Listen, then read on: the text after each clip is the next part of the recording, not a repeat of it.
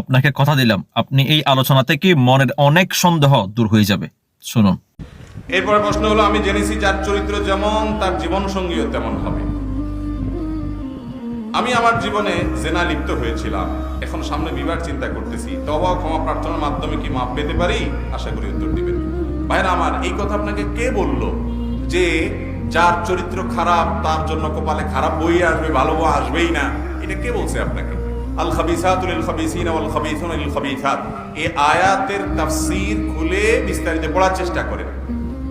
এই আয়াতের মানে শুধুমাত্র চূড়ান্ত ভাবে এটাই নয় যে খারাপ মানুষরা খারাপই পাবে, কিন্তু তাই বলে কোন মানুষ যার চরিত্র খারাপ তিনি জেনা করেছেন এই জন্য তার কপালে জেনাকারী মিলবে এরকম কোনো কথা নাই। এটা এরকম কোনো কথা কোরআন হাদিসে পরিষ্কার করে কথা বলে দেওয়া হয় নাই, কিন্তু তাই বলে কোনো আলেম পৃথিবীতে কোনো ফকিহ আজ পর্যন্ত এটা চূড়ান্ত বলতে পারেন নাই যে কারোর চরিত্র খারাপ হলে